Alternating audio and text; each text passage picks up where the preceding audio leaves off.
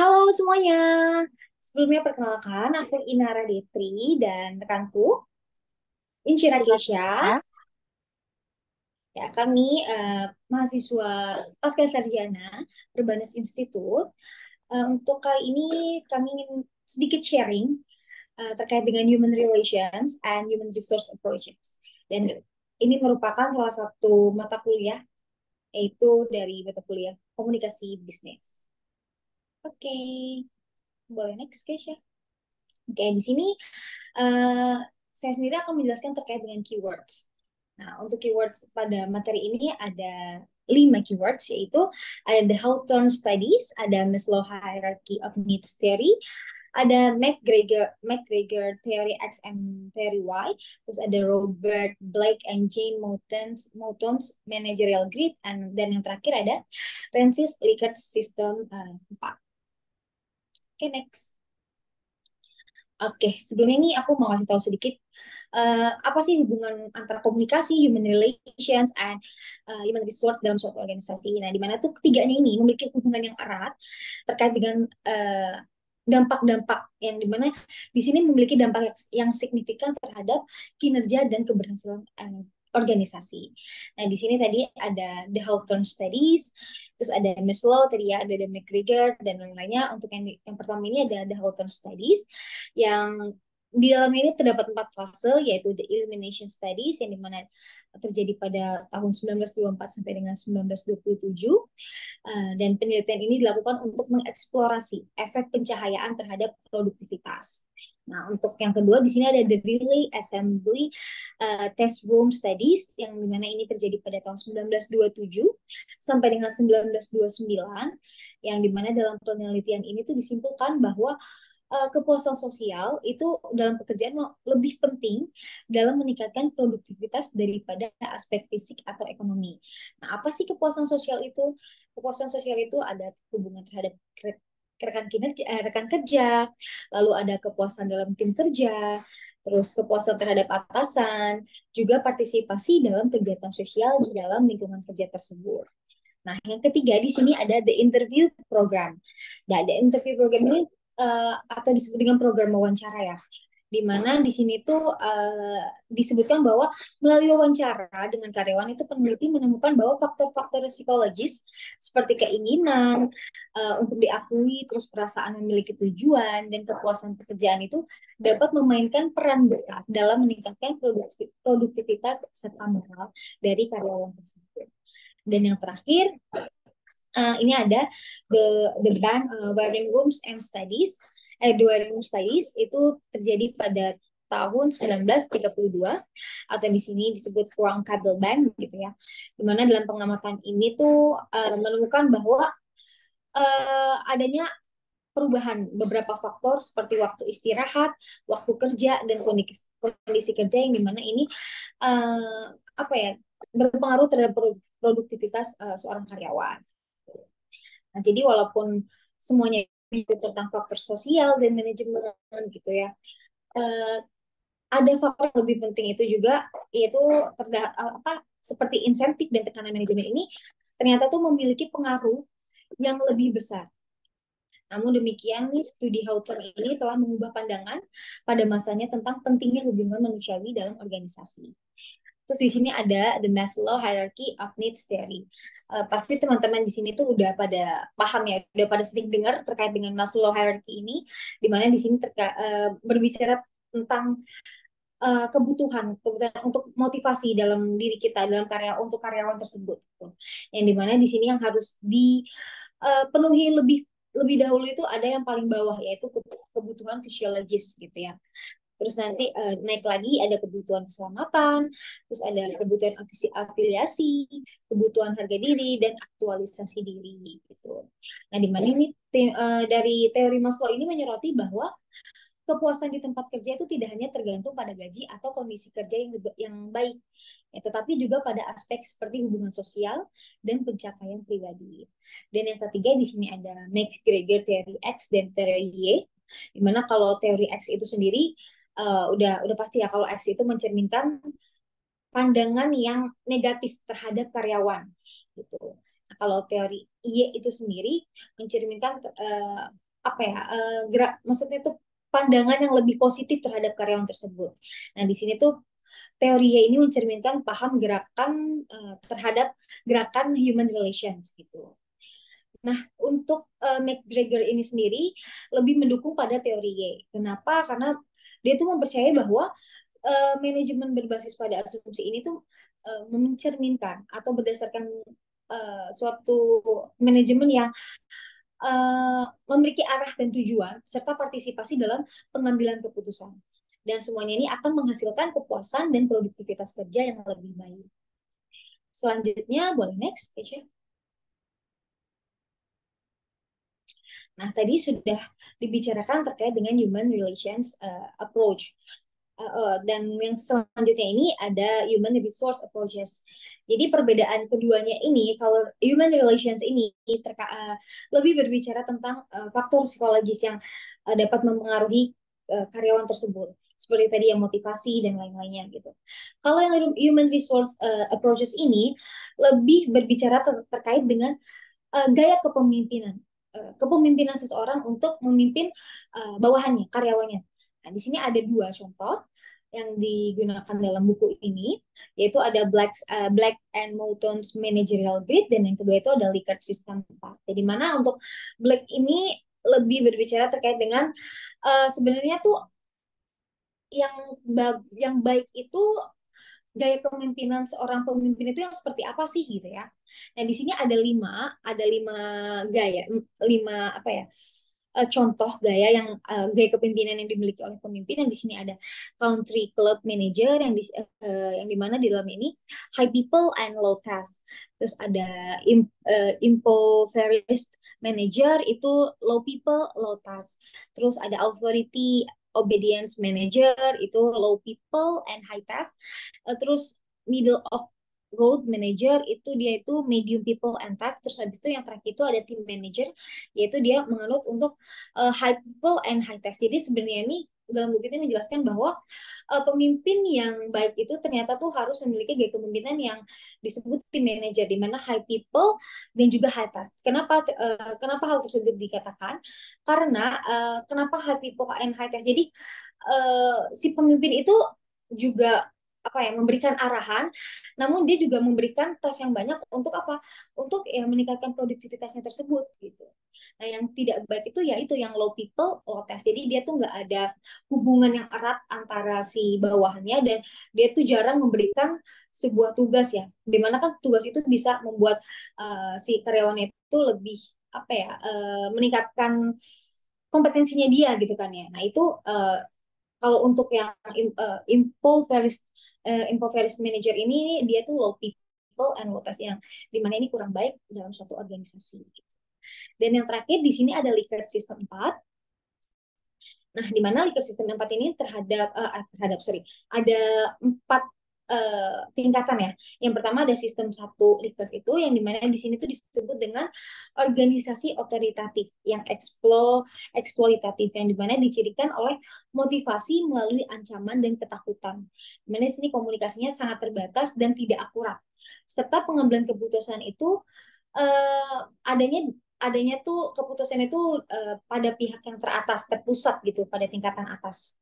Nah, kalau untuk yang sistem kedua ini disebut dengan sistem sebagai sistem organisasi otoritatif yang baik hati. Maksudnya yang baik hati ini dia sebenarnya memiliki ciri yang mirip dengan sistem 1.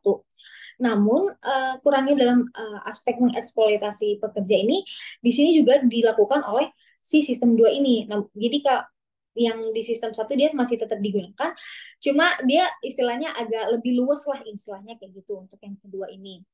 Nah, yang ketiga itu ada organisasi konsultatif, di mana konsultatif ini menandai langkah yang lebih maju dengan di mana tuh dia tetap mempertahankan pengambilan keputusan di tingkat atas, tapi dengan konsultasi kepada karyawan dan komunikasi yang terbuka. Jadi sebelum dia mengambil suatu keputusan, gitu, dia tetap berdiskusi dengan beberapa karyawannya. Tapi ujung-ujungnya lagi memang diambil keputusannya itu oleh tingkat atas, oleh atasannya tersebut.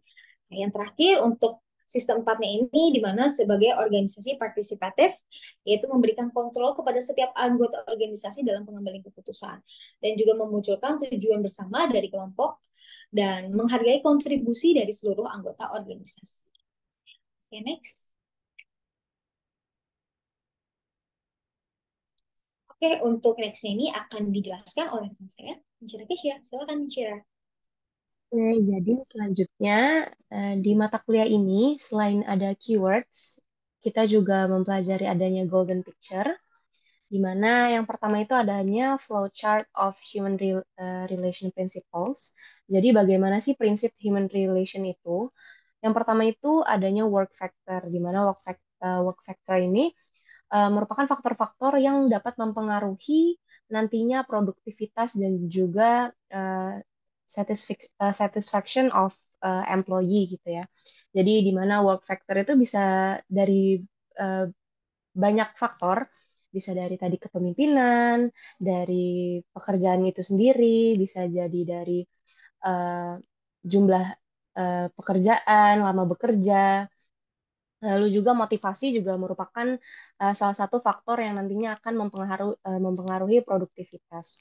Di mana ketika suatu kebutuhan atau work factor ini tercapai oleh karyawan, maka nantinya akan memunculkan job satisfaction dan juga diharapkan dapat meningkatkan produktivitas dari kinerja karyawan tersebut. Jadi selain human relation ini sebenarnya faktor-faktor tadi itu selain motivasi, faktor seperti rewards dan juga punishment merupakan salah satu hal atau faktor juga yang mempengaruhi produktivitas karyawan. Sehingga selain kebutuhan karyawan, kita juga harus mengetahui faktor-faktor lain yang akan mempengaruhi job satisfaction dari karyawan itu sendiri.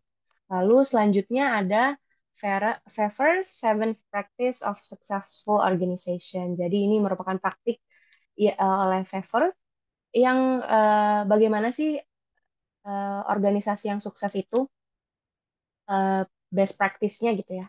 Yang pertama itu ada employment security, di mana karyawan tentunya ingin memiliki keamanan atau job security terhadap pekerjaannya gitu ya. Jadi komitmen dari employee dan juga bagaimana organisasi itu membentuk komitmen terhadap security dari pekerjaan atau employee tersebut di suatu organisasi. Lalu selanjutnya juga ada selective hiring, di mana uh, untuk mencapai organisasi yang sukses tentunya employee itu diperlukan yang good fit terhadap pekerjaan, terhadap jobnya, yang memiliki skill, ability, dan juga atribut lain yang memang cocok gitu untuk pekerjaan itu sendiri dan nantinya diharapkan dapat meningkatkan performa atau kinerja dari perusahaan. Lalu yang ketiga ada self-managed team and decentralization, di mana sekarang ini tim diperbolehkan gitu ya di dalam suatu perusahaan, malah itu menjadi suatu yang sangat amat penting dari tim itu untuk nantinya eh, dapat lebih lebih desentralisasi untuk better solution, adanya nanti pengambilan-pengambilan keputusan untuk perusahaan. Dan itu juga selanjutnya ada comparatively high and contingent compensation, di mana tentunya kompensasi itu merupakan uh, akan berkoneksi gitu ya dengan kinerja karyawan, di mana kalau misalnya nanti kompensasinya bagus, bisa juga meningkatkan kinerja karyawan tersebut. Lalu ada extensive training, di mana employee ini tentunya membutuhkan pelatihan dan juga pengembangan di dalam perusahaan untuk jenjang karir mereka atau untuk pekerjaan mereka supaya nantinya akan menghasilkan kontribusi yang lebih besar dan juga dapat memberikan inovasi-inovasi dan pengambilan keputusan yang lebih baik di dalam perusahaan. Lalu ada reduction of status difference, di mana di dalam suatu organisasi itu tentunya language atau bahasa atau nantinya bagaimana mereka status-status mereka itu akan bernilai atau dianggap bervalue. Jadi dalam satu perusahaan itu karyawan memiliki value-nya sendiri dan status yang berbeda itu sebenarnya akan menjadi suatu hal yang sangat lumrah dan dianggap mungkin sesuatu yang lebih lebih tidak tidak ada status different gitu ya di dalam perusahaan. Lalu yang terakhir yaitu sharing information, di mana employee bisa eh, lebih mudah atau lebih gampang gitu untuk berkontribusi terhadap pemberian pendapat di dalam perusahaan, lalu juga nantinya akan memberikan informasi-informasi dengan cukup mudah gitu di dalam perusahaan, pengambilan keputusan dan lain-lain, sehingga nantinya akan lebih mudah dalam berkinerja di dalam perusahaan tersebut. Lalu selanjutnya ada communication in organization, di mana kan untuk mata kuliah ini sebenarnya berfokus kepada komunikasi bisnis gitu ya. Dan kita membahas dari sisi human relation dan juga human resource-nya, di mana bagi komunikasi bisnis itu sekarang udah terdapat tiga approach. Yang pertama itu ada classical approach, ada human relation approach, dan juga human resource approach.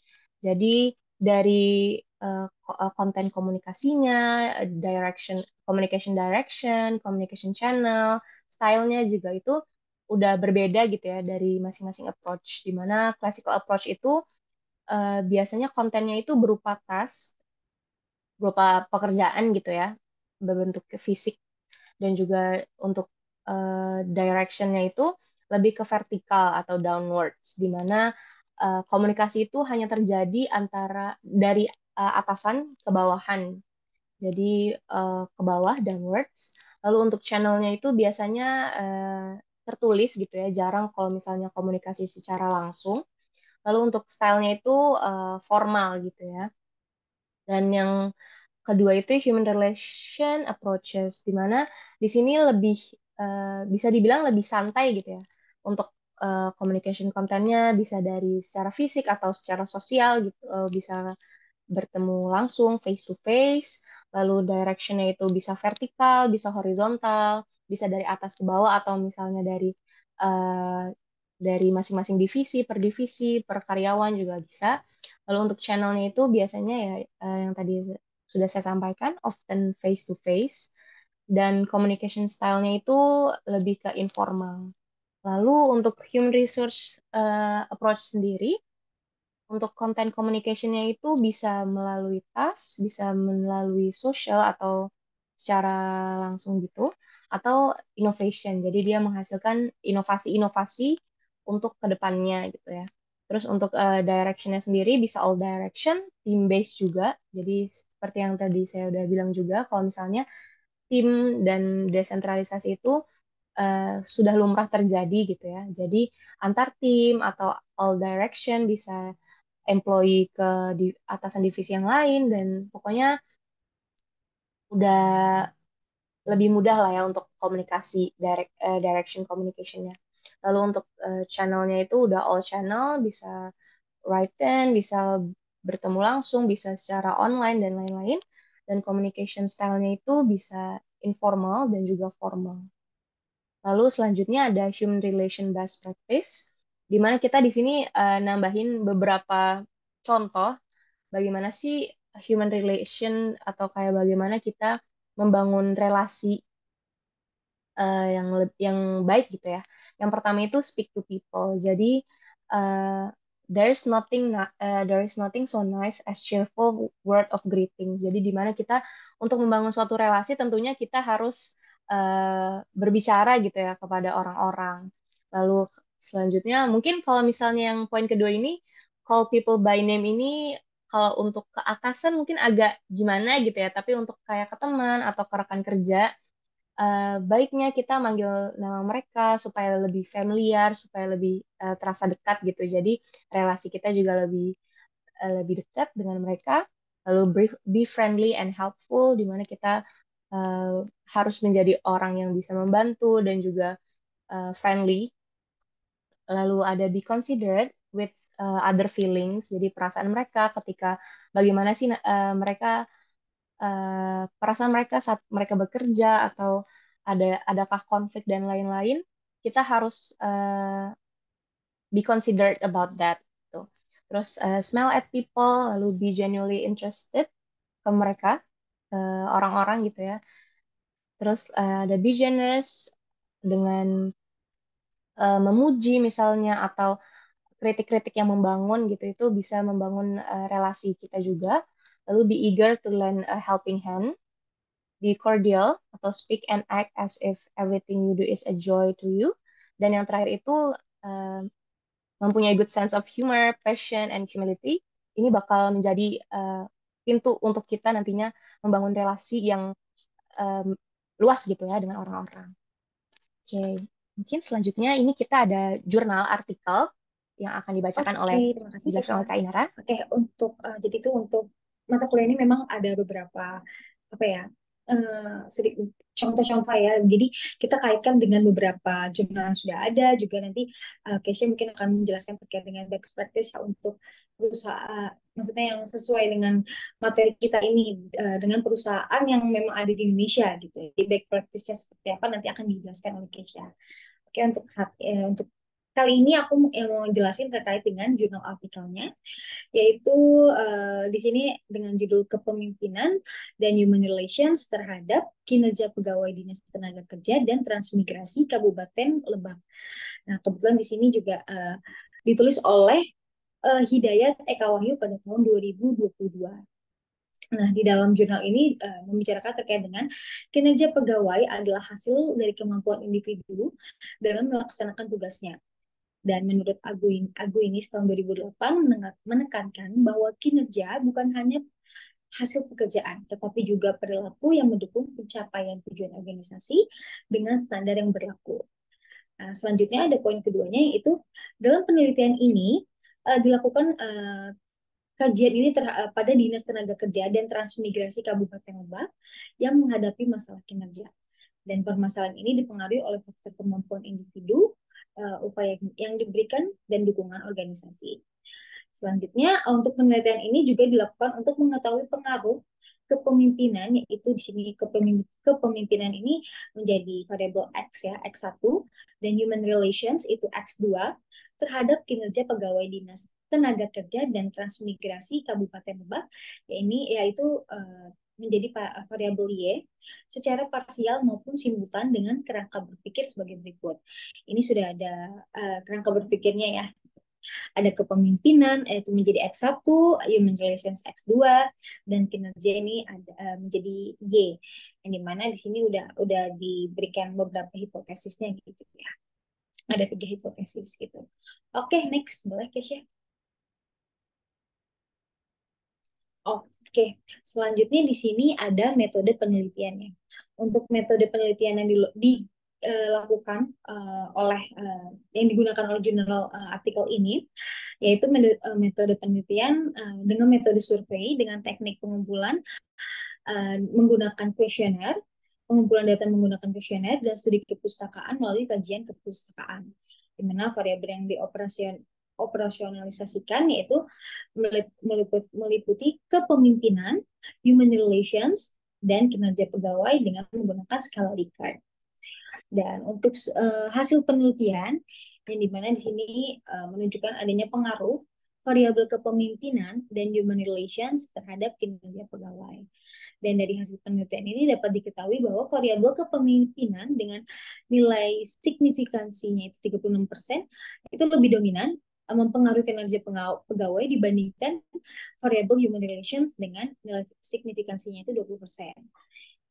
Nah, namun dengan demikian, meskipun kepemimpinan memiliki peran yang cukup besar terhadap kinerja pegawai dinas tenaga kerja dan transmigrasi di Kabupaten Lebak itu lebih besar, ya dari human relation tersebut, tetapi tidak menutup kemungkinan bahwa human relations itu ternyata itu juga penting, terutama untuk mengatasi permasalahan kinerja yang dihadapi oleh pegawai yang terdapat pada dinas pegawai dinas tenaga kerja dan transmigrasi di Kabupaten Lebak. Oke, untuk nextnya akan dijelaskan best practice-nya oleh Keisha. mungkin ini jadi topik terakhir ya, di mana Ya. best practice di perusahaan Unilever terhadap human relation dan juga human resource approaches tadi. Di mana yang pertama itu perusahaan menjalankan strategi-strategi terkait sumber daya manusia untuk mendukung pertumbuhan usaha, namun tetap mementingkan well-being dan juga martabat atau dignity dari para karyawan.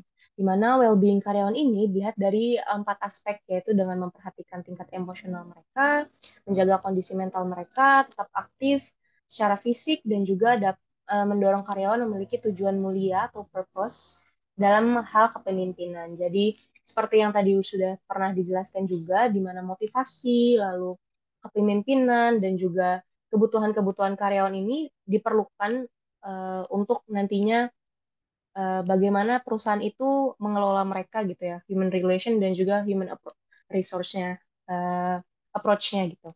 Lalu untuk strategi yang dilakukan oleh perusahaan Unilever sendiri, yaitu yang pertama, karyawan memiliki employee assistance program atau program bantuan karyawan, di mana untuk membantu menjaga kesehatan mental mereka dan emosional karyawan melalui nomor panggilan bebas pulsa 24 jam. Lalu ada juga fasilitas olahraga dan juga gym, perkumpulan kesehatan, dan perkumpulan hobi untuk meningkatkan kebugaran fisik dan mental. Selain itu juga kerja paruh waktu dan pengaturan kerja yang fleksibel antara rumah dan kantor. Selain itu juga adanya fasilitas-fasilitas pendukung atau yang diberikan oleh perusahaan seperti pada saat COVID gitu ya, eh, yang nantinya berhubungan juga dengan kebugaran fisik dan juga mental dari si karyawan itu sendiri. Lalu harapan dari program ini yaitu komitmen dari Unilever terhadap well-being karyawan, dan diharapkan dari adanya program-program atau strategi dan juga fasilitas-fasilitas yang telah diberikan kepada karyawan dapat mendukung tenaga kerja yang sehat dan juga produktif. Selain itu juga mungkin saya menambahkan sedikit kalau misalnya di Unilever ini em, juga ada program atau mengedepankan di mana diversity di dalam perusahaan gitu ya. Jadi antar gender, antar usia, antar perbedaan-perbedaan seperti itu, mereka juga sangat memperhatikan hal tersebut sehingga nantinya relasi di dalam perusahaan atau strategi-strategi tersebut bisa meningkatkan produktivitas dalam perusahaan tersebut.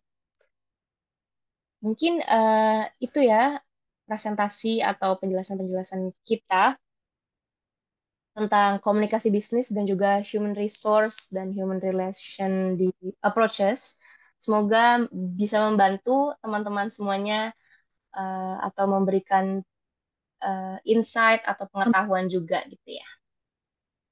Oke, thank you semuanya atas perhatiannya. Oke.